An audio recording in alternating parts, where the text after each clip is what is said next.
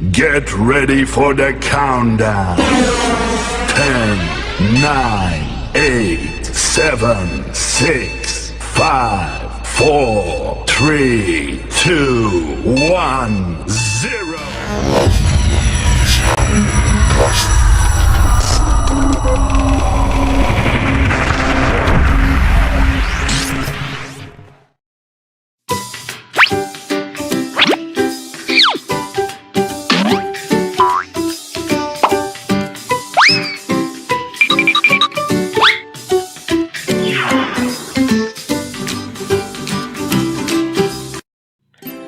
Assalamualaikum warahmatullahi wabarakatuh.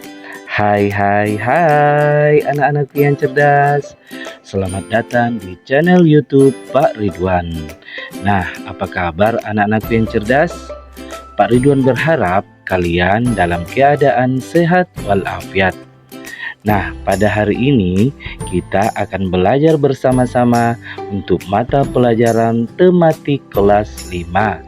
Nah, pada hari ini kita akan belajar tema 1, organ gerak hewan dan manusia, pada subtema 1, organ gerak hewan, dan pada pembelajaran ke-5.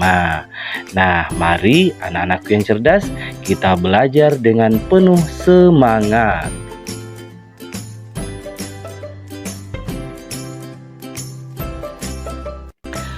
Anak-anak yang cerdas, di bawah kandang kelinci, Edo melihat seekor siput yang sedang berjalan perlahan. Edo pun mengambilnya. Kelinci dan siput sama-sama hewan, tetapi gerakannya kok berbeda ya? Kelinci bergerak lincah, berlari, dan meloncat, sedangkan siput bergerak sangat pelan. Mengapa bisa begitu ya? Gumam Edo penasaran.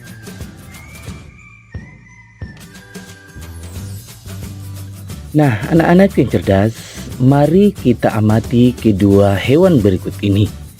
Jadi di sini ada hewan kelinci dan siput ya. Kelinci dan siput ini memiliki perbedaan saat bergerak. Apa sih perbedaan antara kelinci dan siput? Nah, untuk mengetahuinya, mari kita mempelajari karakteristik kelinci dan siput. Jadi kelinci itu merupakan hewan vertebrata atau hewan yang bertulang belakang. Nah, kelinci itu memiliki gerakan yang lincah dan cepat. Kelinci berpindah tempat dengan berlari, berjalan, dan meloncat. Kemudian tubuh kelinci itu dipenuhi dengan bulu. Nah, kelinci itu berkembang biak dengan beranak atau melahirkan. Nah, sedangkan karakteristik siput, jadi siput itu merupakan hewan yang bertulang lunak ya, anak yang cerdas. Jadi merupakan hewan avertebrata atau tidak bertulang belakang. Kemudian gerakannya lambat, dan siput itu berpindah tempat seolah-olah merayap. Kemudian tubuh siput itu dilindungi cangkang yang keras. Nah, siput itu berkembang biak dengan cara bertelur.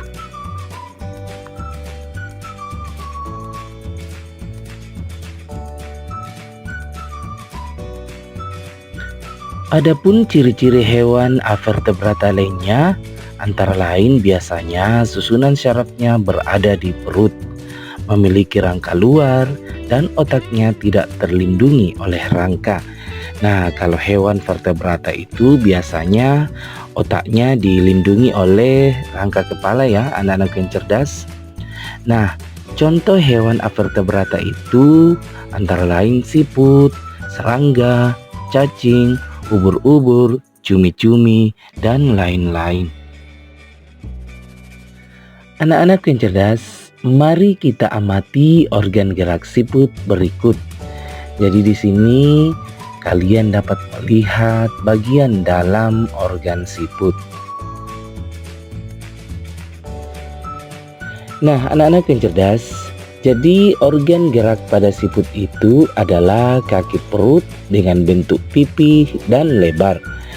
Nah, apa fungsi organ gerak pada siput tersebut? Jadi fungsi utama kaki perut pada siput adalah untuk bergerak dan berpindah tempat.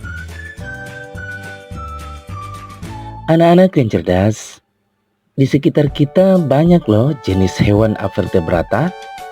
Nah sekarang mari kita amati hewan-hewan tersebut dan mengidentifikasi organ geraknya.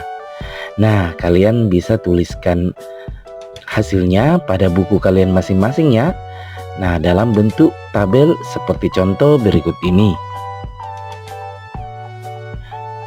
Anak-anak yang cerdas, berikut ini adalah beberapa hewan avertebrata. Jadi hewan avertebrata yang pertama adalah belalang ya anak-anak yang cerdas. Jadi organ gerak pada belalang itu adalah kaki dan sayap. Nah fungsi utama kaki pada belalang adalah untuk melompat, sedangkan sayapnya itu digunakan untuk terbang. Nah kemudian hewan avertebrata yang kedua yaitu cacing. Jadi organ gerak pada cacing itu adalah otot tubuh. Nah fungsi utama otot tubuh pada cacing adalah untuk bergerak dan berpindah tempat dengan cara melata. Nah kemudian hewan avertebrata yang ketiga yaitu ubur-ubur. Nah Pak Ridwan yakin kalian pasti semua sudah pernah melihat ubur-ubur di laut ya.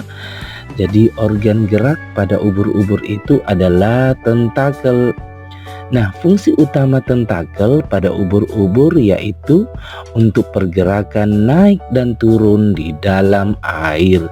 Nah jadi itu adalah beberapa contoh hewan avertebrata, organ gerak dan fungsinya masing-masing. Anak-anak yang cerdas, berikut ini ada bacaan yang berjudul siput bukanlah hewan yang lemah. Kok bisa dikatakan siput bukanlah hewan yang lemah ya? Nah mari kita mencari tahu bersama-sama. Siput menurut sebagian orang dianggap sebagai hewan yang lamban dan menjijikkan. Bahkan karena gerakannya yang lamban, tidak jarang orang membanding-bandingkannya dengan kelinci. Siput juga dianggap menjijikkan karena tubuhnya yang penuh dengan lendir.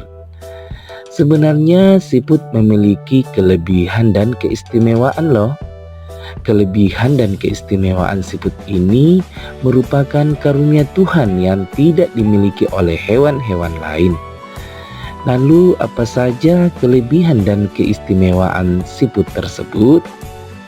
Nah, siput merupakan hewan yang berjasa dalam penguraian serpihan daun-daunan. Kenapa berjasa?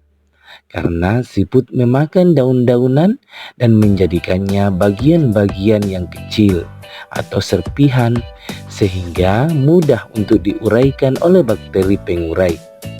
Jika benda-benda yang besar seperti daun berubah menjadi serpihan dan diuraikan, akan bermanfaat bagi kelestarian lingkungan sekitar siput berada. Hasil penguraian yang diawali oleh siput itu akan berfungsi menjadi pupuk alami sehingga tanah pun menjadi subur.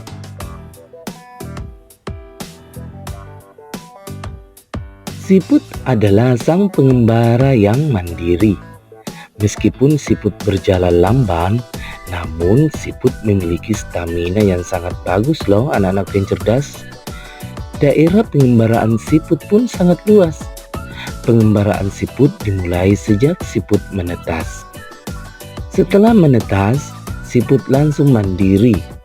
Siput tidak lagi terikat dan bergantung pada induknya. Siput memiliki pertahanan diri yang baik dalam beradaptasi dengan lingkungan dan mempertahankan diri dari serangan predator. Meskipun tubuhnya lunak, namun tubuh siput memiliki lendir.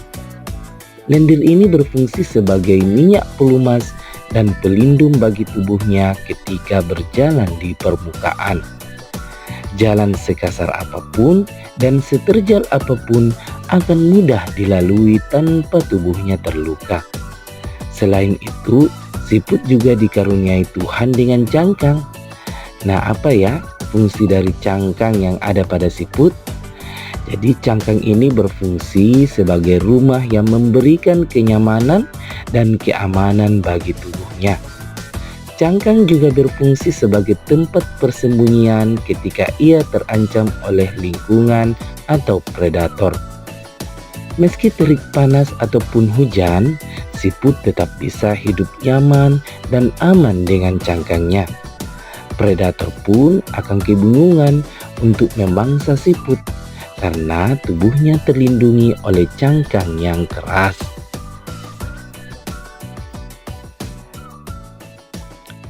Anak-anak yang cerdas, jadi siput bukanlah hewan yang lemah. Siput adalah hewan istimewa yang memiliki banyak kelebihan.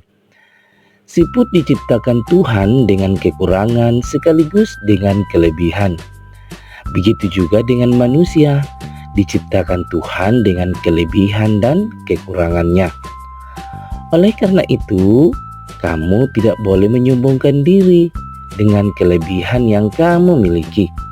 Kamu juga jangan minder jika kamu memiliki kekurangan. Nah, anak-anak yang cerdas, berdasarkan bacaan yang berjudul "Siput Bukanlah Hewan Lemah" yang telah kalian baca tadi, nah mari kita temukan ide pokok dan kalimat pengembang masing-masing paragraf. Nah, pada bacaan tadi terdiri dari 5 paragraf ya anak-anak yang cerdas.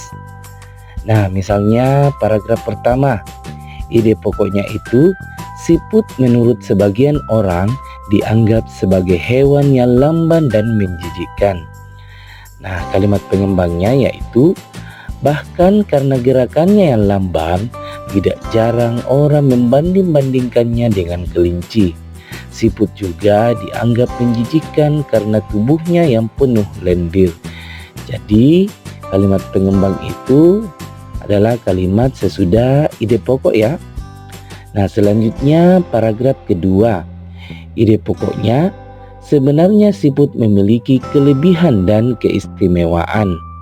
Sedangkan kalimat pengembangnya, kelebihan dan keistimewaan siput ini merupakan karunia Tuhan yang tidak dimiliki oleh hewan-hewan lain.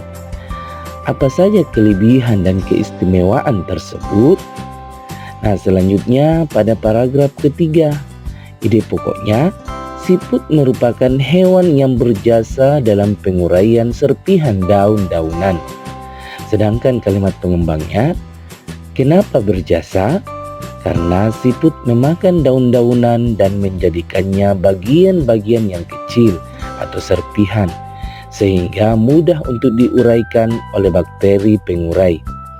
Jika benda-benda yang besar seperti daun berubah menjadi serpihan dan diuraikan, akan bermanfaat bagi kelestarian lingkungan sekitar siput berada.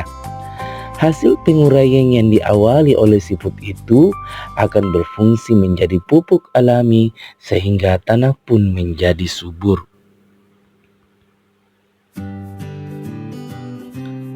Selanjutnya, ide pokok paragraf keempat yaitu siput adalah sang pengembara yang mandiri.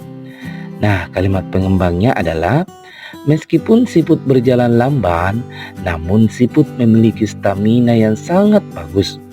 Daerah pengembaraan siput pun sangat luas. Pengembaraan siput dimulai sejak siput menetas. Setelah menetas, siput langsung mandiri. Siput tidak lagi terikat dan bergantung pada induknya. Nah, selanjutnya paragraf kelima.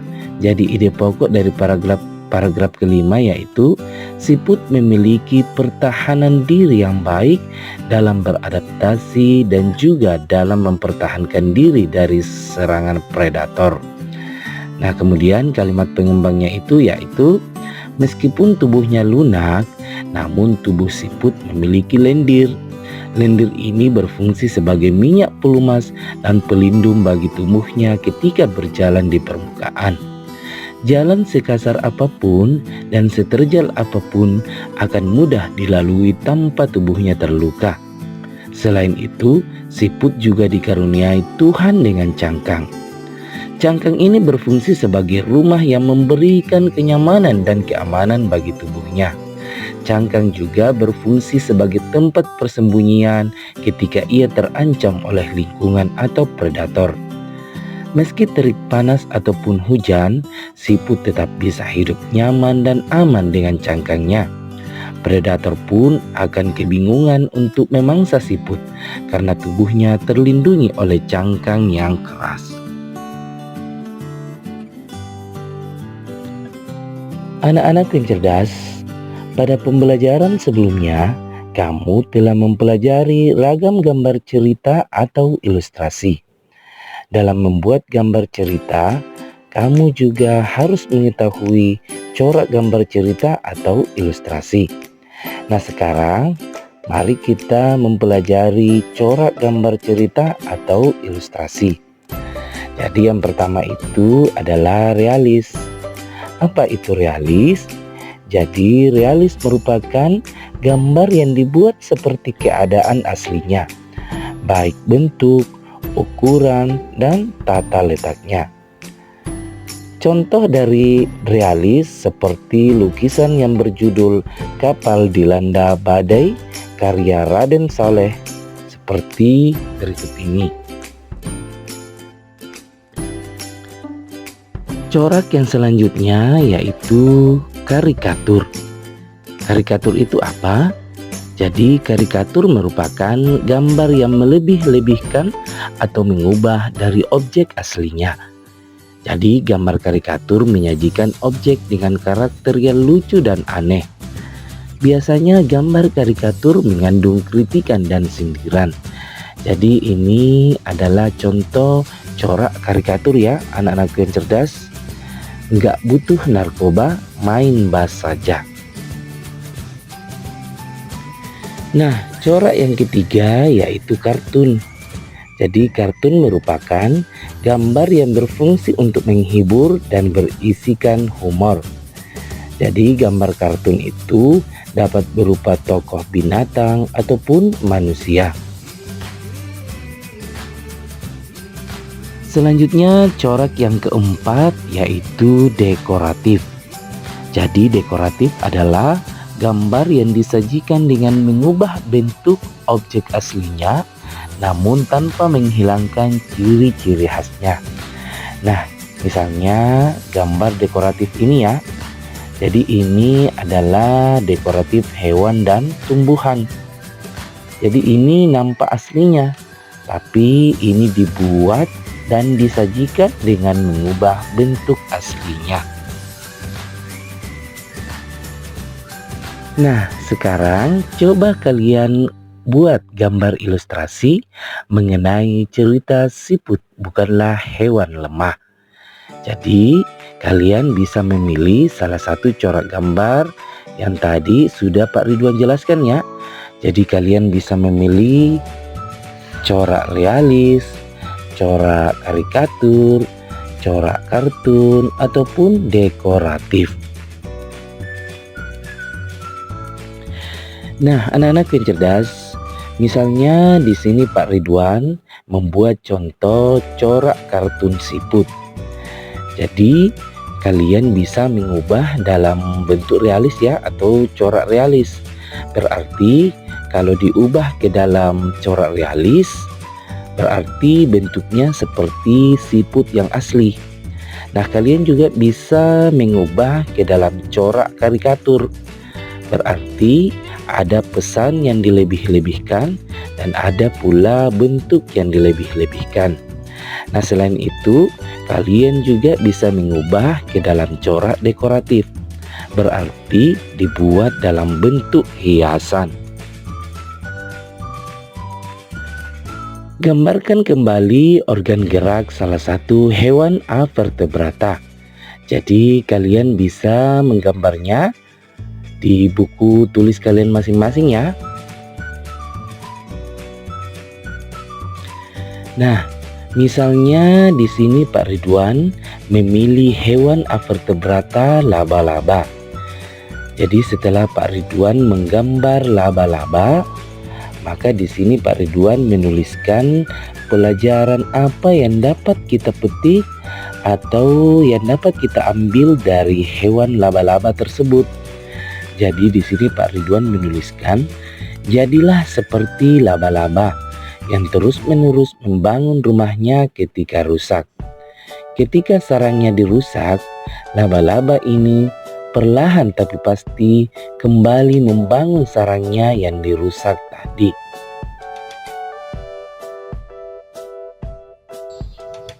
Anak-anak yang cerdas, demikianlah pembelajaran kita pada hari ini. Mudah-mudahan apa yang telah Pak Ridwan jelaskan tadi bisa kalian pahami, dan mudah-mudahan video pembelajaran ini bisa memberikan tambahan ilmu untuk kalian semua. Jika ada tutur kata yang kurang berkenan, Pak Ridwan mohon maaf. Pak Ridwan tutup. Wassalamualaikum warahmatullahi wabarakatuh.